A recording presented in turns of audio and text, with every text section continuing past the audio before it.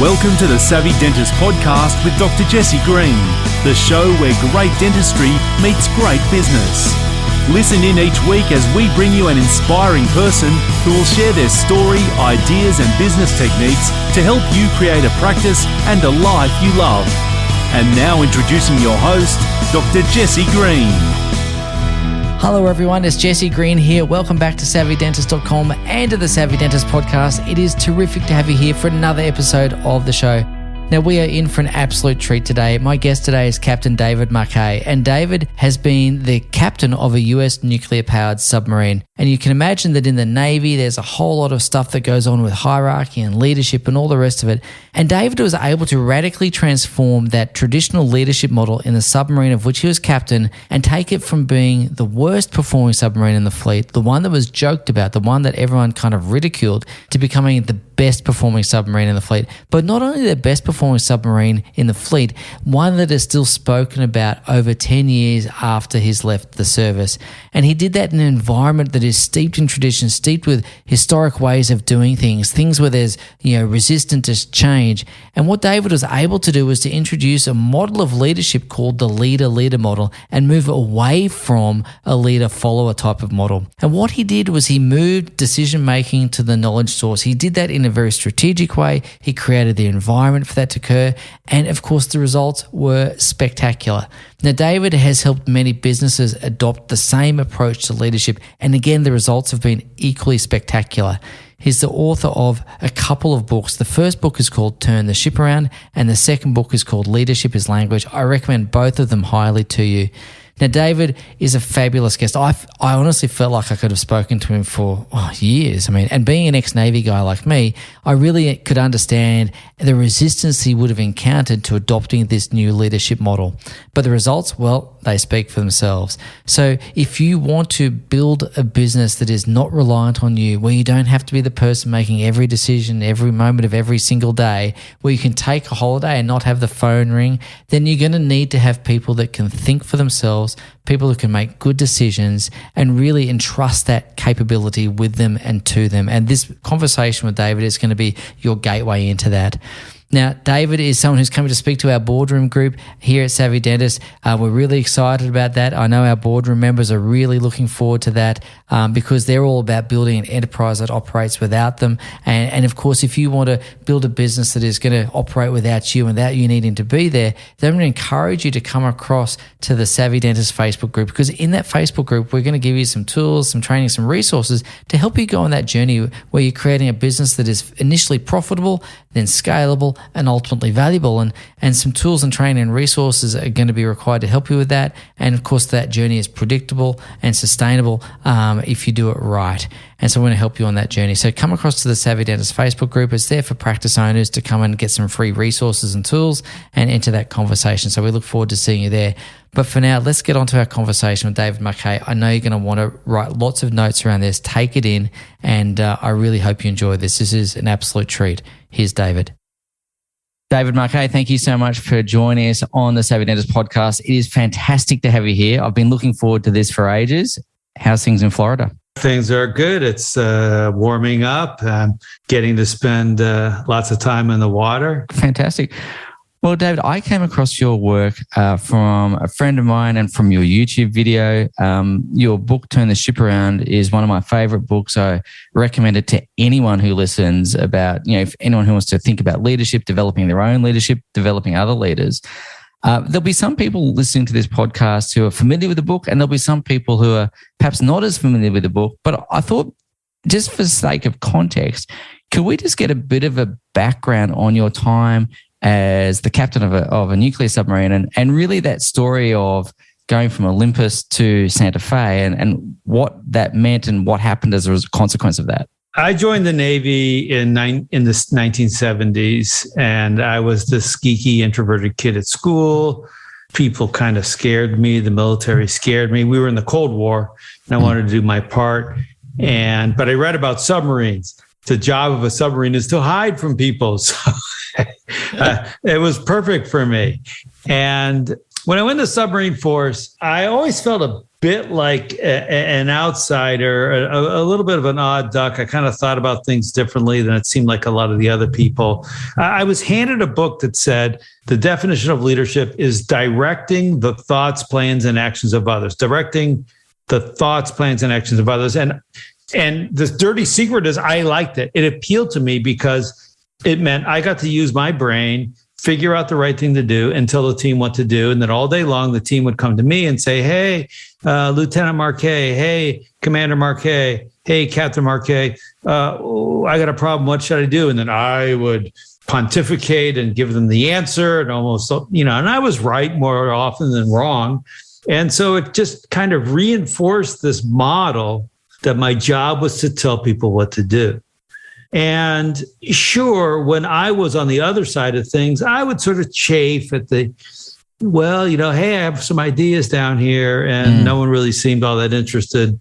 And that wasn't particularly satisfying, but because I was being promoted and rewarded on the strength of this model, I said, well, I'll just go with it. And you don't really question it after a while. It's just like, okay, that's the way it is. It's bosses do the thinking and the deciding, and the group does the doing.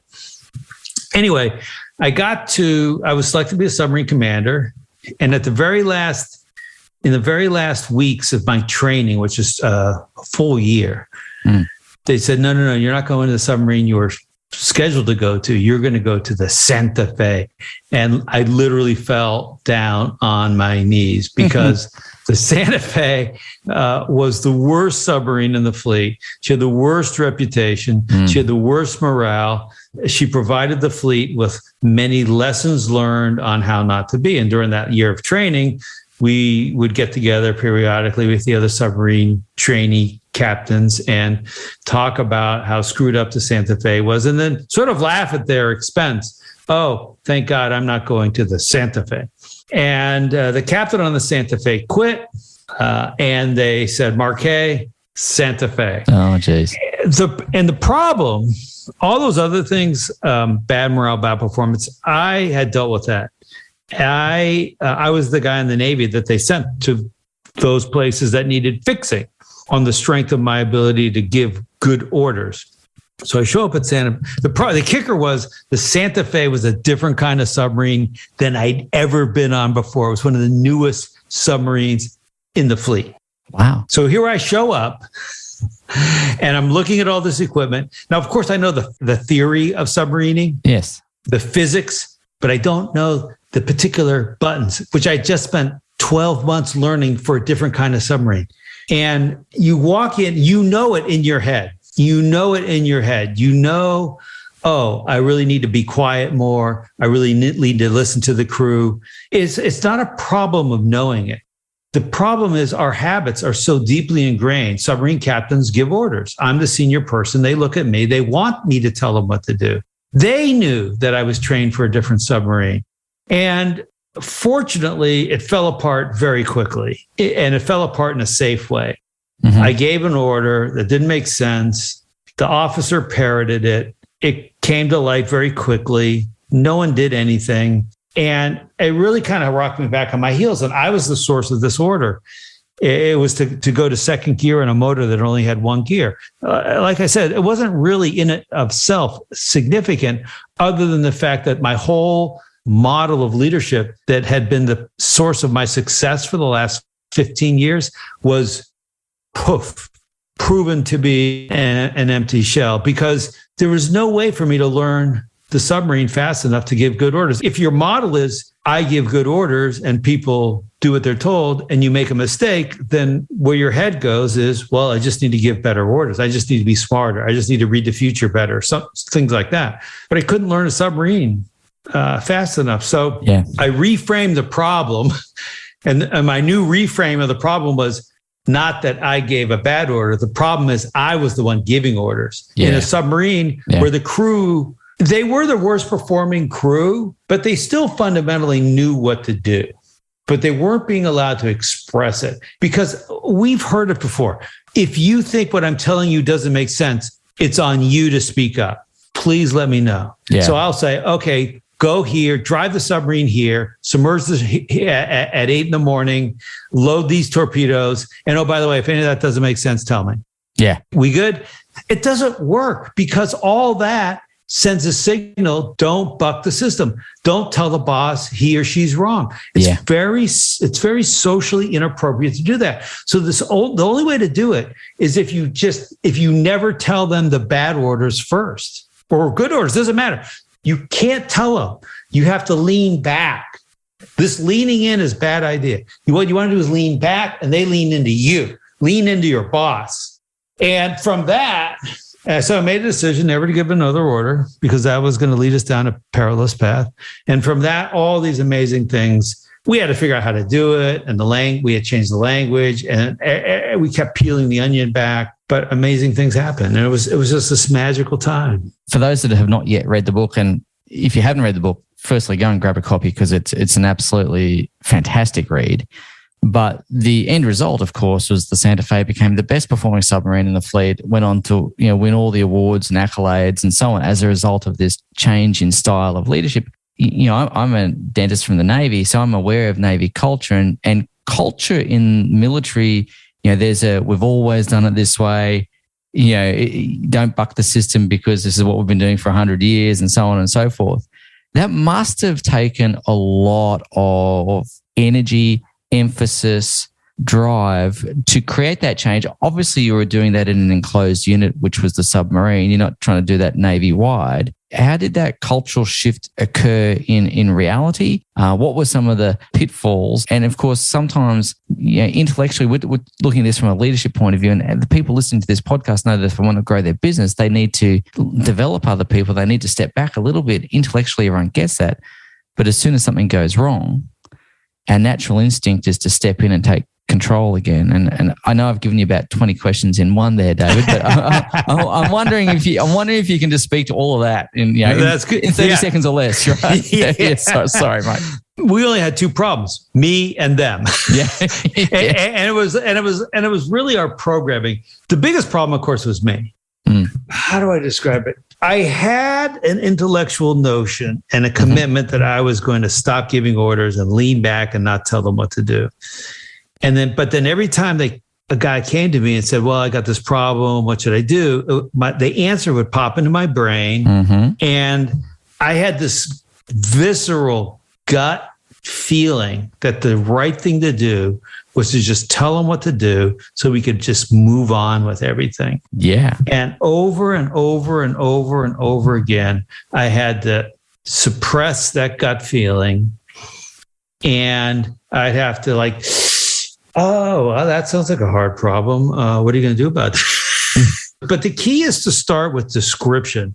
Too many times we think about this quote, empowerment is binary. Okay, well, no, I'm not going to tell you, you tell me. That's very binary. There's shades in there. So we say, I'm not going to tell you, hey, just tell me more about it. What's going on? What do you know about this that I don't know? What do you know that would surprise me?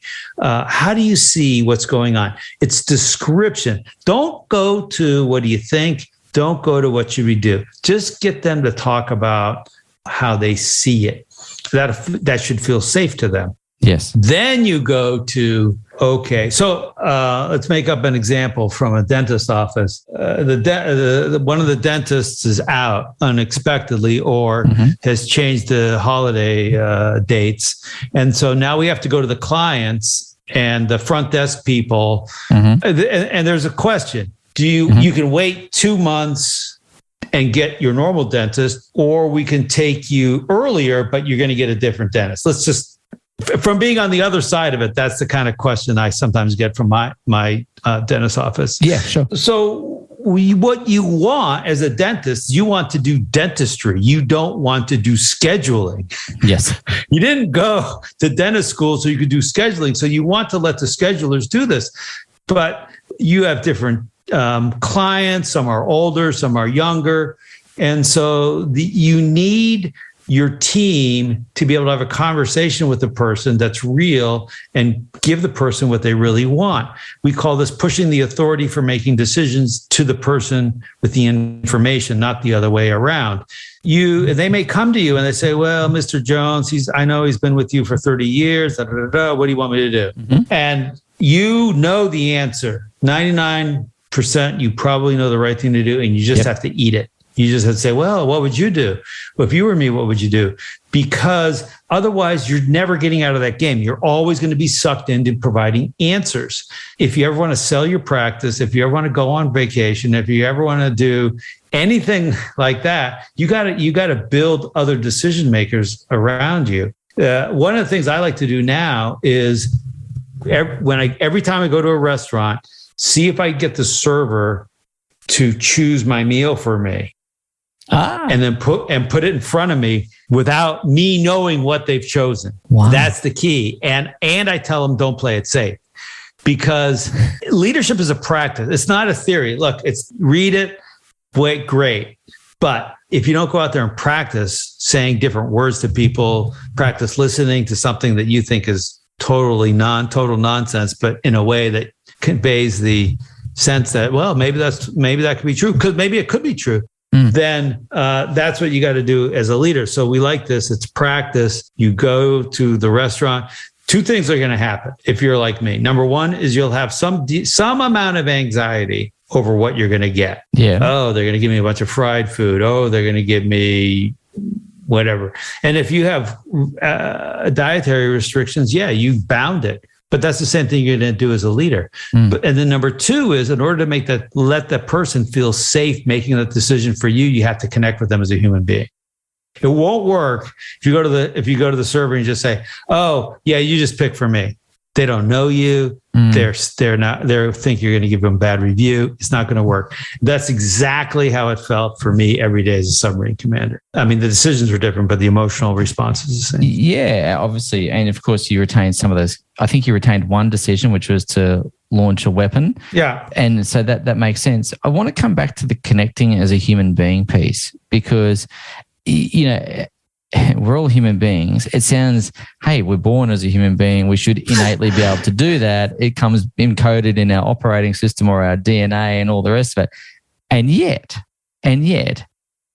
some of us get that intuitively and others don't. And we can learn that skill, right? That's just a skill. That's a leadership skill. So in your environment, how you created that connection, how you did do that with your crew, I imagine, again, you're walking onto the submarine, you've got 4 stripes on your shoulder. I'm assuming the ranking system's similar to ours, thereabouts, but you've got more stripes on your shoulder than they do. So how do you break down that authority, maintain a degree of authority, but create the human connection concurrently? And what's the balance between authority and connection without giving up that space? Yeah, it's a hard problem. I think we instinctively want to connect as humans. I believe so too. But we're told not to. Work is the sort of sterile environment where we don't mix hierarchies. We don't fraternize with people 2 or 3 levels below that. Whether you're deliberately taught that or not. In the Navy, you're deliberately taught that in the Navy, for sure. Yeah, but even if you're not, you quickly learn, oh, no, you don't, like, if those guys invite you to a party, don't go, or just go for 5 minutes and say hi and then leave, and then let them do their own thing. And I think it stems from the old industrial age model where bosses told workers what to do. And this is why we have a lot of language that reinforces this structure. White collar, blue collar workers, leaders, followers, decision makers, and people who execute the decision. And it's very binary. So in a sense, all you need to do is simply not suppress the human instinct to connect with people as human beings. My thing, I'll give you a couple of examples. When I was a big fan of a program which we call Chiefs in Charge. So this is like middle management. I was a big fan of giving them the authority to run their divisions. And when things didn't go well, So if I would have the chief, then I'd have a division officer, then I'd have a department head. Yep. I might have the chief of the boat, which is a senior enlisted guy, and I might have the second in command.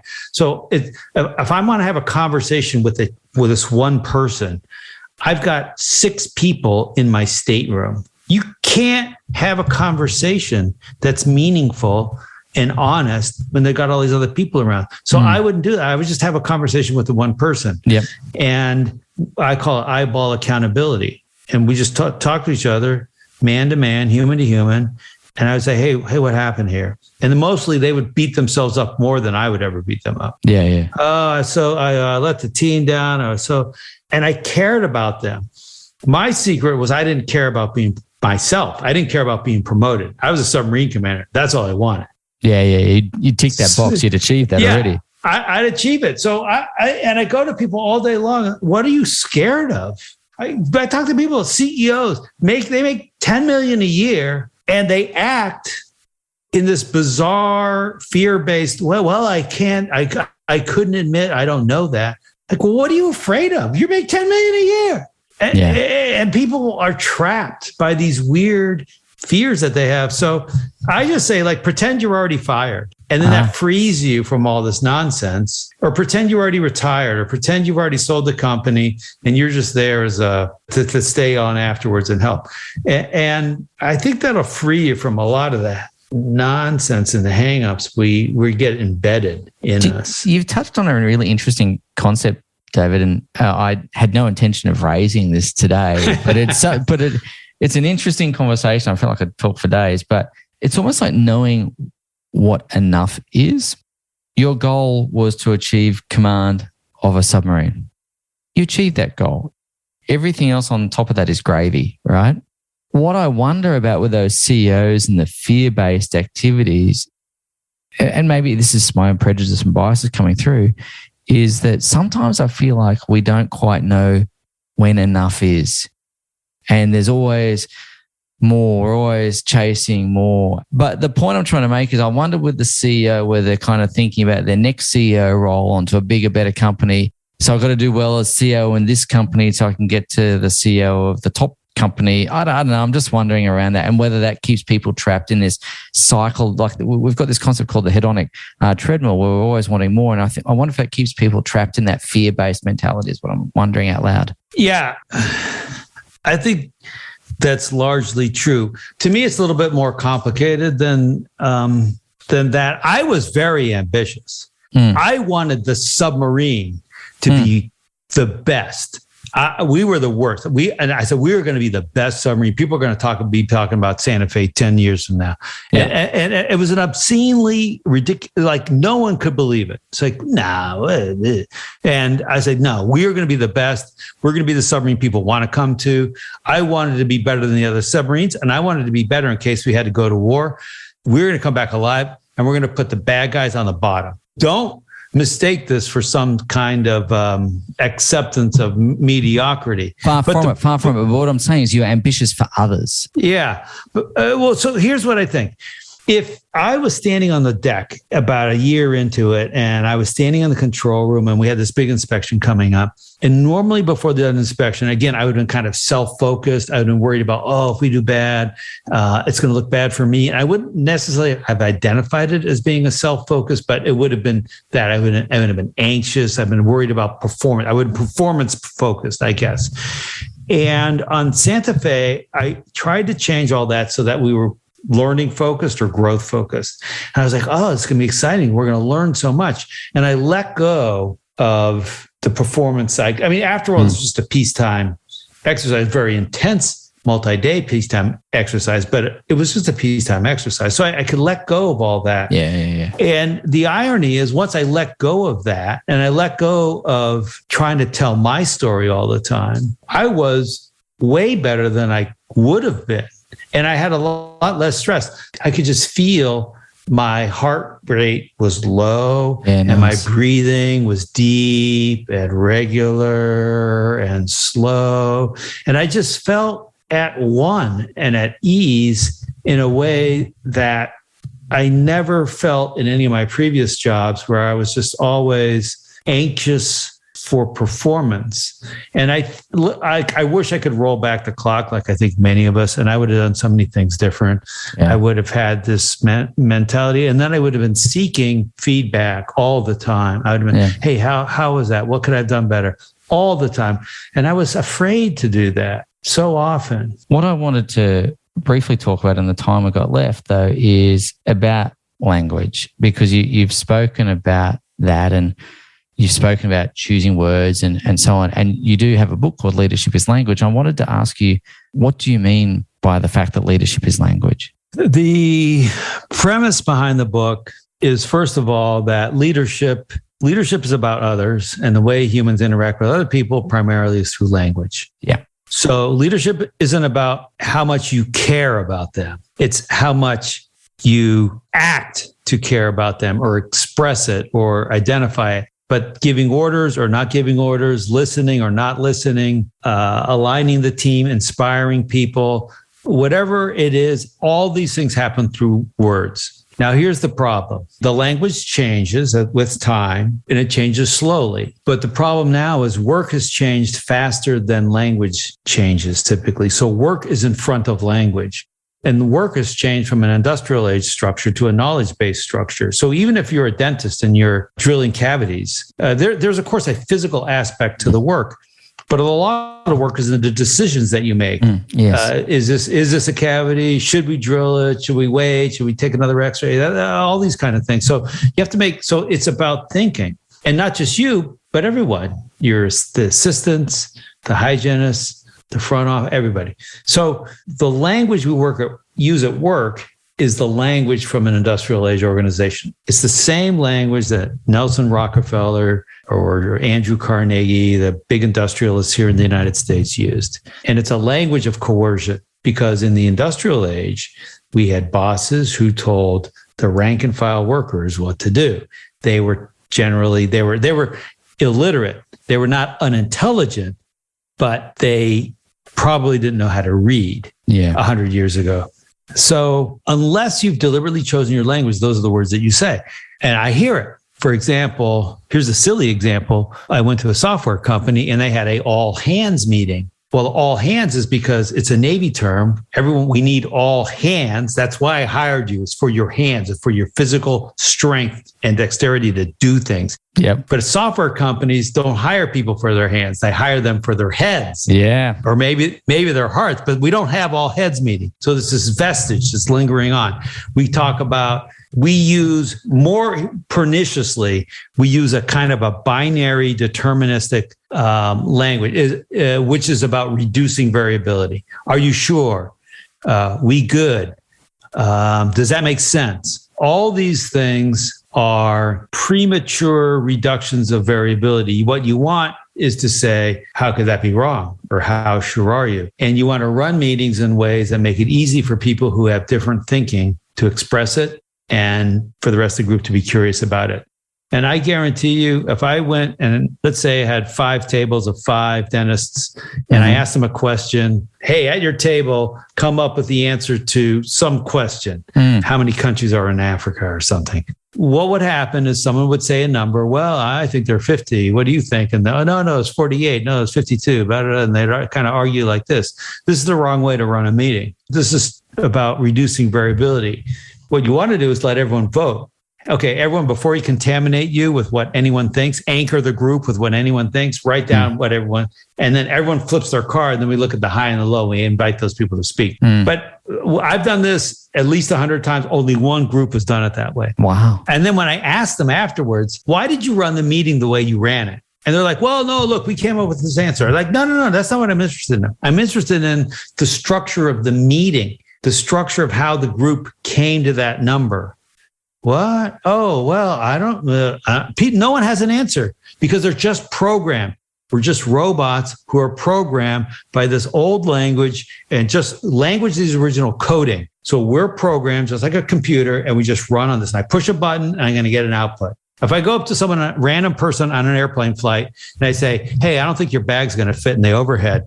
What do you think? Do you think they're going to say, oh, yeah, tell me more about that? Do you think they're going to say that? No. No. No. Nah. Because we're programmed to respond, react, reply. That's how we're going to respond. And it's so clear to me now that I've started thinking about it this way. And I just see these programmed, I see it in myself all the time. These programmed reactions. Break free of your programming, ladies and gentlemen.